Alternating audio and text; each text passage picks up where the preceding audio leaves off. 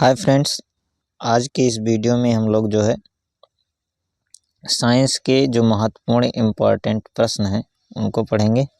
तो चलिए शुरू करते हैं। पहला प्रश्न है जो हमारा वह है कि भोजन का एक प्रमुख अंग है, मतलब कि इसमें से जो भोजन का प्रमुख अंग है वह कौन सा है। तो जो भोजन का सबसे प्रमुख अंग है वो क्या है? कार्बोहाइड्रेट, क्योंकि भोजन से हमको सबसे ज़्यादा मात्रा में क्या मिलता है? कार्बोहाइड्रेट मिलता है। अगला प्रश्न है कि निम्नलिखित में से कौन सा पदार्थ जो है वह मानव शरीर में ईंधन का काम करता है। तो मानव शरीर में ईंधन का जो काम करता है वह कार्बोहाइड्रेट ही करता है। अगला प्रश्न है हमारा कि कैप्सूल का आवरण बना होता है। जो कैप्सूल होता है उसका आवरण किसका बना होता है, किस पदार्थ का बना होता है? तो वह बना होता है स्टार्च का। अगला प्रश्न है कि शहद का प्रमुख घटक है। तो जो शहद का प्रमुख घटक है वह क्या है? तो शहद का जो प्रमुख घटक है वह है फ्रक्टोज। फ्रक्टोज जो है सबसे ज़्यादा मात्रा में फलों में पाया जाता है। अगला प्रश्न है हमारा कि निम्नलिखित में से कौन सी शर्करा जो है वो तत्काल ऊर्जा प्रदान करती है। तो जो तत्काल ऊर्जा प्रदान करती है वह है ग्लूकोज। कौन सा है? ग्लूकोज। ग्लूकोज हमें तत्काल ऊर्जा प्रदान करता है।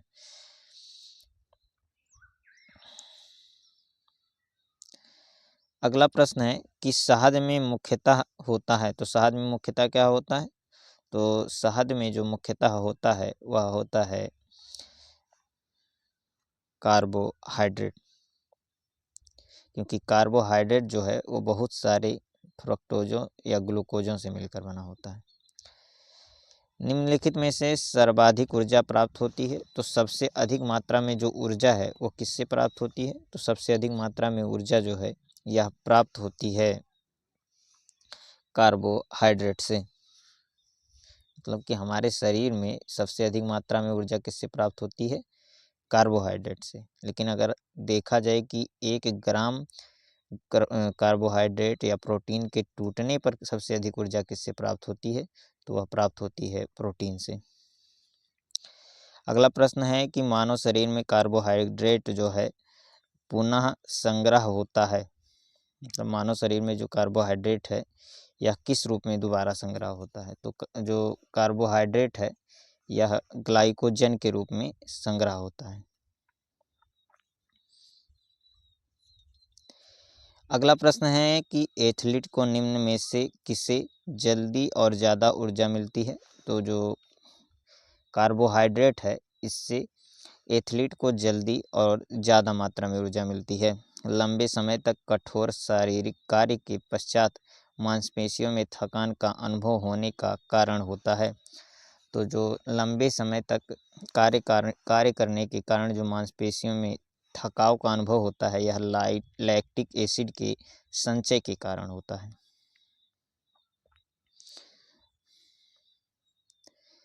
अगला प्रश्न हमारा है कि रक्त ग्लूकोज स्तर सामान्यतः व्यक्त किया जाता है। मतलब कि जो रक्त में ग्लूकोज का स्तर है वो सामान्यतः किसके द्वारा व्यक्त किया जाता है? तो वह व्यक्त किया जाता है मिलीग्राम प्रति डेसीलीटर के द्वारा। किसके द्वारा व्यक्त किया जाता है? तो यह व्यक्त किया जाता है मिलीग्राम प्रति डेसीमीटर के द्वारा। अगला प्रश्न है कि प्रोटीन बनाने के लिए कितने एमिनो एसिड की आवश्यकता होती है? तो प्रोटीन बनाने के लिए जो मुख्यतः सहायक एमिनो एसिड हैं उनकी संख्या 20 है। शरीर में ऊतक का निर्माण किससे होता है? तो जो शरीर है उसमें ऊतक का जो निर्माण है यह होता है प्रोटीन के द्वारा।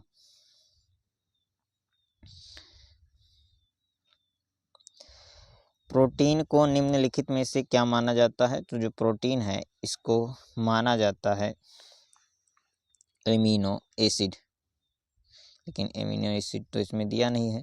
तो इसमें से माना जाता है शरीर का निर्माण करने वाला। अगला प्रश्न है कि एंजाइम मूल रूप से क्या है? तो जो ये एंजाइम है ये मूल रूप से क्या है? प्रोटीन ही है। जैविक सिस्टम में रासायनिक क्रिया की प्रक्रिया को तेज करने में उत्तरदायी पदार्थ क्या है? तो जो उत्तरदायी पदार्थ है वह है एंजाइम। अल्फा केरेटिन एक प्रोटीन है जो जो क्या है, तो अल्फा केराटिन जो एक प्रोटीन है, ये किस में उपस्थित होता है, तो जो ये उपस्थित होता है यह त्वचा में उपस्थित होता है। अगला प्रश्न है कि सोयाबीन में जो प्रोटीन की मात्रा पाई जाती है यह कितने प्रतिशत होती है, तो सोयाबीन में प्रोटीन की मात्रा जो है यह 42% होती है। अगला प्रश्न है कि किसमें प्रोटीन नहीं पाया जाता है, मतलब निम्न में से किसमें जो है प्रोटीन नहीं पाया जाता है, तो जो ये चावल है इसमें प्रोटीन नहीं पाया जाता है, इसमें सबसे अधिक मात्रा में स्टार्च पाया जाता है। अगला प्रश्न है कि निम्नलिखित में से किसमें प्रति ग्राम अधिकतम प्रोटीन की मात्रा पाई जाती है, तो प्रति ग्राम जो अधिकतम प्रोटीन की मात्रा पाई जाती है वो सबसे ज़्यादा पाई जाती है सोयाबीन में। अगला प्रश्न है कि शाकाहारी अधिकतम प्रोटीन पाते हैं, तो शाकाहारी जो लोग हैं वो अधिकतम प्रोटीन कहाँ से प्राप्त करते हैं, तो ये दालों से प्राप्त करते हैं। अगला प्रश्न जो है वह है कि सबसे अधिक प्रोटीन किसमें पाई जाती है, तो सबसे अधिक जो प्रोटीन है यह पाई जाती है सोयाबीन में। मानव शरीर में वसा जमा होती है, तो मानव शरीर में जो वसा है यह किसके रूप में जमा होती है, तो यह जमा होती है वसा ऊतक में। अगला प्रश्न जो है वह है कि मानव शरीर में त्वचा तल के नीचे विद्यमान वसा निम्नलिखित में से किसके विरुद्ध अवरोधक का काम करती है, तो जो मानव शरीर में वसा है ये किसके लिए अवरोधक का कार्य करती है, तो यह अवरोधक का कार्य करती है शरीर में ऊष्मा क्षय का। ऊँट बिना पानी के कुछ दिनों तक मरुस्थल में रहते हैं, ऐसा वह कर पाते हैं किस कारण, तो जो ये ऊँट हैं ये ऐसा किस कारण कर पाते हैं, तो यह कर पाते हैं अपने कुबड़ में जमा किए गए चिकनाई का प्रयोग करके।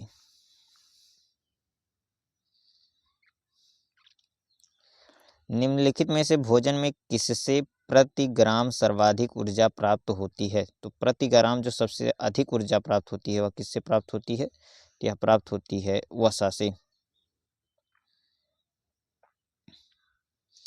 अगला प्रश्न है कि विटामिन शब्द किससे प्रतिपादित किया गया है, मतलब किससे लिया गया है, तो विटामिन विटामिन शब्द जो है यह किसने प्रतिपादित किया है, मतलब किस वैज्ञानिक ने जो है विटामिन शब्द का नाम रखा था, तो यह रखा था फंक ने।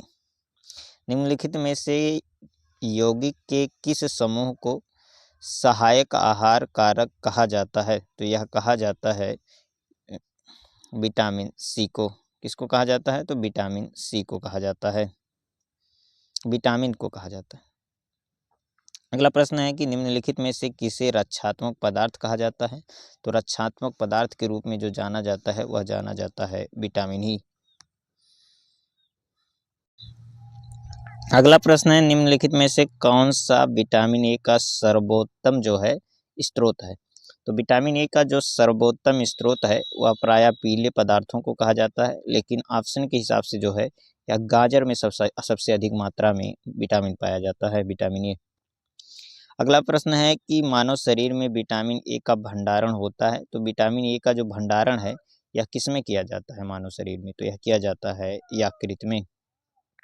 निम्नलिखित में से किस विटामिन की कमी से जो है रतौंधी रोग होता है, तो ये तो सबको मालूम होगा, ये विटामिन ए की कमी से होता है। अगला प्रश्न जो हमारा है वह है कि निम्नलिखित में से कौन सा एक विटामिन जो है ये ए से प्रचुर है, तो विटामिन जो पपीता जो है यह विटामिन ए से प्रचुर है। अभी हमने बताया है कि जो पीले पदार्थों में है जो है सबसे अधिक मात्रा में विटामिन ए पाया जाता है। अगला प्रश्न है कि थायमीन है, थायमीन किसको कहा जाता है, तो थायमीन जो है यह विटामिन B1 को कहा जाता है। अगला प्रश्न है कि निम्नलिखित में से विटामिन में से किसमें निम्नलिखित विटामिनों में से किसमें जो है कोबाल्ट होता है, तो कोबाल्ट जो है विटामिन B12 में पाया जाता है, इसे साइनोकोबालामीन भी कहा जाता है। शुष्काचिकोप का मनुष्यों में प्रकोप किस विटामिन की कमी से होता है, तो शुष्काचिकोप जो है इसका जो प्रकोप है या मनुष्य में किसकी कमी से होता है, तो यह होता है विटामिन ए की कमी से। साइनोकोबालामीन जो है यह किस विटामिन का नाम है, तो अभी बताया है हमने किसका, विटामिन B12 का। अगला प्रश्न जो है वह है कि विटामिन जो खट्टे फलों में पाया जाता है तथा चर्म को स्वस्थ रखने के लिए जरूरी होता है, वह कौन सा विटामिन है? तो चर्म मतलब चमड़े को, तो चमड़े को स्वस्थ रखने के लिए जरूरी विटामिन का नाम क्या है? तो वह है विटामिन सी।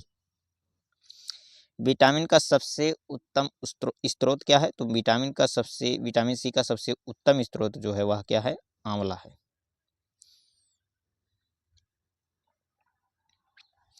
निम्नलिखित में से किस विटामिन की कमी के कारण जो है मसूड़ों से रक्त आता है और दांत हिलने लगते हैं? तो यह विटामिन सी है जिसकी कमी से मसूड़ों से खून आता है तथा दांत जो है हिलने लगते हैं। विटामिन सी का रासायनिक नाम क्या है? तो इसका जो रासायनिक नाम है वह है एस्कॉर्बिक एसिड। अगला प्रश्न है कि निम्नलिखित विटामिनों में से कौन सा शरीर में भंडारित नहीं होता है? तो जो विटामिन, इसमें से आपको बताना है कि कौन सा ऐसा विटामिन है जो कि शरीर में भंडारित नहीं होता है। तो जो इसमें से जो विटामिन शरीर में भंडारित नहीं होता है उसका नाम है विटामिन डी। कौन सा विटामिन है?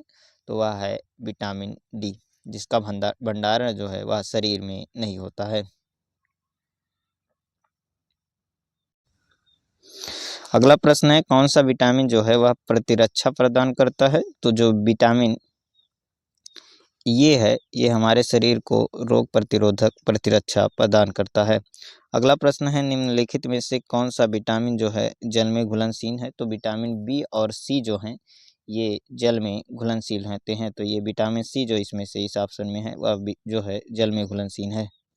अगला प्रश्न है कि प्रातःकालीन धूप में मानव शरीर में निम्नलिखित में से कौन सा विटामिन उत्पन्न होता है? तो जो विटामिन डी है यह प्रातःकालीन धूप में मानव शरीर में से उत्पन्न होता है। अगला प्रश्न है कि मछलियों की यकृत के तेल में किसकी प्रचुरता होती है? तो मछलियों का जो यकृत का तेल होता है उसमें सबसे अधिक मात्रा में कौन सा विटामिन पाया जाता है? तो वह पाया जाता है विटामिन डी।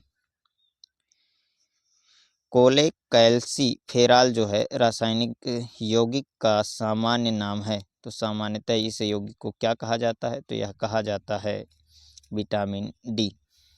विटामिन ई का रासायनिक नाम क्या है? तो जो विटामिन ई है इसका रासायनिक नाम जो है वह है टोकोफेरॉल। अगला प्रश्न हमारा है कि विटामिन ए की विशेषता के लिए महत्वपूर्ण है, मतलब ये विटामिन ए जो है ये किसकी विशेषता के लिए महत्वपूर्ण है? तो विटामिन ई जो है यह महत्वपूर्ण है लिंग ग्रंथियों की सामान्य क्रिया में योगदान के लिए। अगला प्रश्न है कि निम्नलिखित में से कौन सा विटामिन के की कमी के कारण होता है? तो विटामिन के की कमी के कारण जो रोग होता है उसका वह है रक्त के थक्के जमने में विफलता, मतलब कि इससे रक्त का थक्का नहीं जमता है।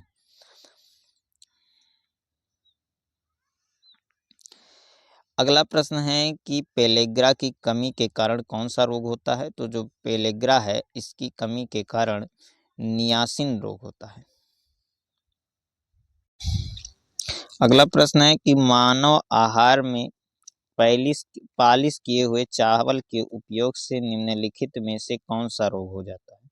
तो मानव आहार में पालिश किए हुए चावल के उपयोग से जो रोग होता है उसका नाम है बेरी रोग। विटामिन ई का महत्वपूर्ण स्रोत निम्नलिखित में से कौन सा है? तो विटामिन ई का जो महत्वपूर्ण स्रोत है वह है गेहूं अंकुर का तेल। गेहूं के जो अंकुर होते हैं उसका तेल जो है वह विटामिन ई का महत्वपूर्ण स्रोत है। अगला प्रश्न है कि दांतों में निम्नलिखित में से क्या होता है? तो दांतों में जो है वह पाया जाता है विटामिन बी यानी कैल्शियम। बी ऑप्शन सही है, जो कि कैल्शियम पाया जाता है। अगला प्रश्न है कि निम्नलिखित में से किस तत्व का संबंध दांतों की विकृति के साथ है? तो दांतों की विकृति के साथ जिसका संबंध है वह है फ्लोरीन। फ्लोरीन की अधिकता से जो है दांत क्षीण होने लगते हैं। अगला प्रश्न है हृदय की धड़कन को नियंत्रित करने के लिए निम्न में से कौन सा खनिज जो है आवश्यक है? तो हृदय की धड़कन को नियंत्रित करने के लिए जो खनिज आवश्यक है उसका नाम क्या है? तो उसका नाम है पोटेशियम। अगला प्रश्न है कि सागरीय खरपतवार किसका महत्वपूर्ण स्रोत है? सागरीय जो खरपतवार है या सबसे अधिक महत्वपूर्ण किसके लिए है? तो यह है आयोडीन के लिए, क्योंकि सागर में सबसे अधिक मात्रा में आयोडीन पाया जाता है। अगला प्रश्न है, निम्नलिखित में से कौन आयोडीन का सर्वोत्तम स्रोत है? तो आयोडीन का सर्वोत्तम जो स्रोत है वह कौन सा है इसमें से? तो इसमें से जो सागरीय उत्पाद जैसे कि शैवाल हैं, ये क्या है? आयोडीन का सर्वोत्तम स्रोत है। उपास्थि तथा हड्डियों के निर्माण और संपोषण में आवश्यक तत्व होता है। तो उपास्थि तथा हड्डियों के निर्माण में जो सबसे आवश्यक तत्व है उसका नाम क्या है? तो उसका नाम है कैल्शियम।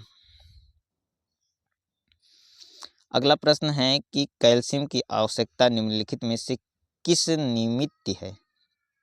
मतलब कि जो कैल्शियम की आवश्यकता है यह किसके लिए है? तो जो कैल्शियम की आवश्यकता है यह होती है उपरोक्त सभी के लिए, मतलब खून जमने के लिए, मांसपेशियों के कार्य करने के लिए, हड्डियों में विकास के लिए, इन सभी के लिए किसकी आवश्यकता होती है? कैल्शियम की आवश्यकता है। पालक के पत्ते में किसकी मात्रा सबसे अधिक होती है? तो पालक के पत्ते में जो सबसे अधिक मात्रा में पाया जाता है वह पाया जाता है आयरन। निम्नलिखित में से कौन सा आयरन का सबसे प्रचुर स्रोत है? तो आयरन का सबसे जो प्रचुर स्रोत है वह है हरी सब्जियां।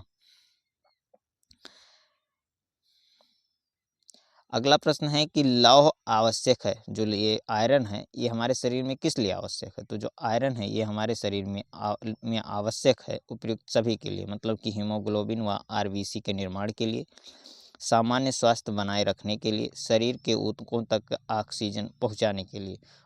शरीर के विभिन्न ऊतकों तक ऑक्सीजन कौन लेकर जाता है? तो ये हीमोग्लोबिन ही लेकर जाता है, और जिसका प्रमुख घटक क्या है? आयरन है। तो इसीलिए शरीर में ऑक्सीजन पहुंचाने के लिए आवश्यक कौन है? आयरन। अगला प्रश्न है कि निम्नलिखित में से कौन सा खाद्य स्रोत जो है लोहे का सर्वोत्तम स्रोत है? तो जो इसमें से लोहे का सर्वोत्तम स्रोत है वह कौन सा है? तो ये हमें बताना है। तो ये क्या है? सेब है।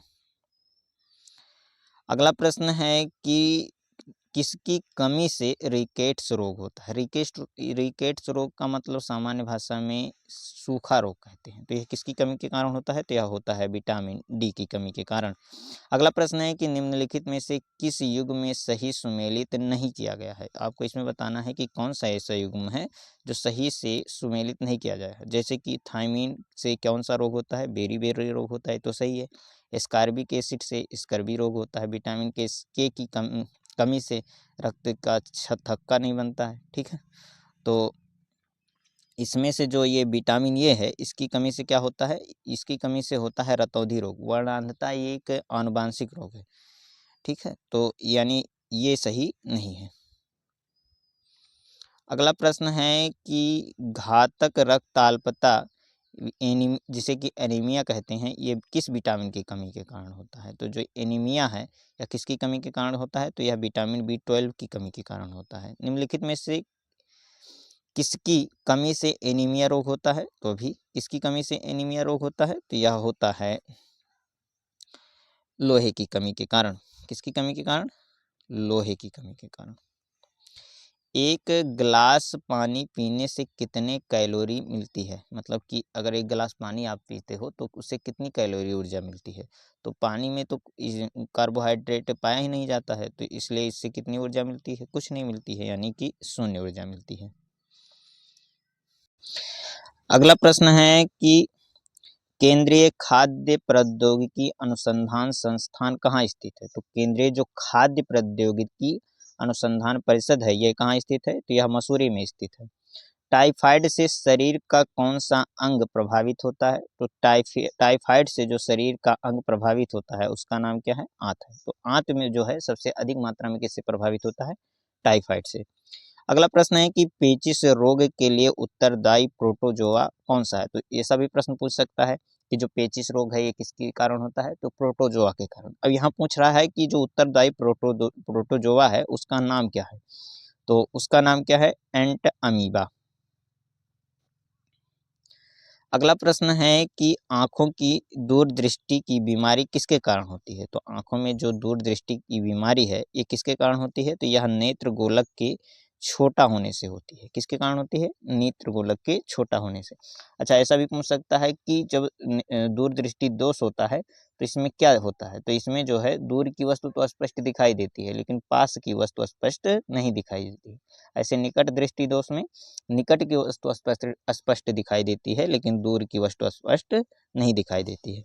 अगला प्रश्न है कि हैजा का क्या कारण है? मतलब हैजा किसके कारण होता है? तो हैजा जो है या प्रायः घरेलू मुख्यों के कारण होता है, और इसका जो प्रमुख कारण है वो क्या है? जीवाणु है। एलिसा जांच किस रोग की पहचान के लिए किया जाता है? तो एलिसा जो परीक्षण है ये किसके लिए किया जाता है? तो ये एड्स की जांच के लिए किया जाता है। अगला प्रश्न है केंद्रीय औषधि शोध संस्थान CDRI स्थित है। तो ये केंद्रीय औषधि शोध संस्थान है, ये कहाँ स्थित है? तो यह स्थित है लखनऊ में। कहाँ स्थित है? लखनऊ में। अगला प्रश्न है कि एवियन इन्फ्लुएंजा, जिसे कि बर्ड फ्लू कहते हैं, यह एक विषाणु जनित रोग है। यह निम्नलिखित में से इसका जो वैज्ञानिक नाम है वो क्या है? तो इसका जो वैज्ञानिक नाम है वह है H5N1। क्या है? H5N1। अगला प्रश्न है दांतों के क्षय को रोकने के लिए अधिकांश टूथपेस्ट में क्या होता है? तो दांतों के क्षय को रोकने के लिए जो अधिकांश टूथपेस्ट हैं उनमें क्या पाया जाता है? तो इनमें पाया जाता है फ्लोरीन।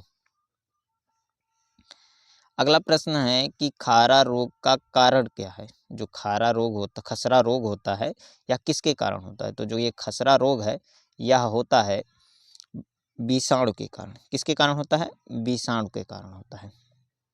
अगला प्रश्न है कि कैंसर के उपचार के लिए निम्न में से किसका प्रयोग किया जाता है? तो कैंसर के उपचार के लिए जो है इसमें से कीमियोथेरेपी का प्रयोग किया जाता है। किसका प्रयोग किया जाता है? कीमियोथेरेपी का। अगला प्रश्न है कि ब्लड कैंसर को आमतौर पर इस नाम से जाना जाता है। मतलब कि ब्लड कैंसर जो है इसको आमतौर पर किस नाम से जाता है? तो जो ब्लड कैंसर है इसको आमतौर पर जो है यह जाना जाता है ग्लूकेमिया के नाम से। किस नाम से? ल्यूकेमिया के नाम से। अगला प्रश्न है शरीर के किस अंग की खराबी से मधुमेह रोग का प्रकोप होता है? तो शरीर के जो मधुमेह रोग है ये किसकी कमी के कारण होता है? तो यह होता है पैंक्रियाज की कमी के कारण। किसके खराब होने के कारण? पैंक्रियाज। अगला है कि अच्छा, पैंक्रियाज जो है ये इंग्लिश शब्द है, इसका हिंदी जो है ये इसको कहते हैं अग्न्याशय। किसके कारण? अग्न्याशय के कारण। अगला प्रश्न है कि मियादी ज्वर टाइफाइड जो है टाइफॉइड फीवर जो है यह किसके कारण होता है? तो टाइफाइड फीवर जो है यह होता है प्रायः जीवाणुओं के कारण। अगला प्रश्न है कि टाइफाइड पैदा किया जाता है, तो टाइफाइड किसके द्वारा पैदा किया जाता है? तो टाइफाइड जो है यह सल्मोनेला टाइफी द्वारा जो टाइफाइड पैदा किया जाता है यह सल्मोनेला टाइफी जीवाणु द्वारा किया जाता है। अगला प्रश्न है कि डेंगू बुखार किस रोगवाहक द्वारा संचारित होता है? तो डेंगू जो बुखार है ये किसके द्वारा संचारित होता है? उसका नाम बताना है। तो यह है एडीज एजिप्टी। किसके द्वारा? एडीज एजिप्टी के द्वारा। अगला प्रश्न है कि कार्बोहाइड्रेट के अलावा हमारे आहार में ऊर्जा का प्रमुख स्रोत क्या होता है? तो कार्बोहाइड्रेट तो होता ही होता है, और क्या हमारे भोजन में पाया जाता है? तो हमारे भोजन में जो सबसे अधिक मात्रा में कार्बोहाइड्रेट पाया जाता है, तो उसके बाद में क्या पाया जाता है? तो उसके बाद में हमारे भोजन में पाया जाता है वसा, और फिर उसके बाद में प्रोटीन पाया जाता है। अगला प्रश्न है कि बच्चों में अंगों की अस्थियां मुड़ जाती हैं यदि किसकी कमी हो? तो किसकी कमी के कारण? तो अभी बताएं ना, सूखा रोग। सूखा रोग किसकी कमी के कारण होता है? तो यह होता है विटामिन डी की कमी के कारण। मूत्र के स्रावण को बढ़ाने वाली औषधि को कहते हैं। तो जो मूत्र का जो स्रावण है उसको बढ़ाने वाली औषधि का नाम क्या है? तो यह है डाईयूरेटिक। क्या नाम है? डाईयूरेटिक।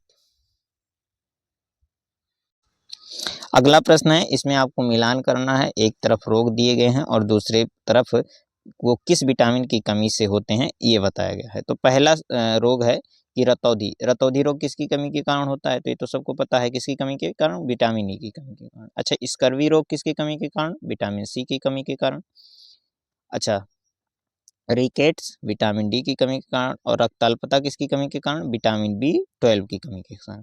यानी कि ये का संबंध किससे है? 2 से। तो ये का संबंध 2 से, केवल बी वाला। तो यानी कौन सा विकल्प सही हो जाएगा? विकल्प बी।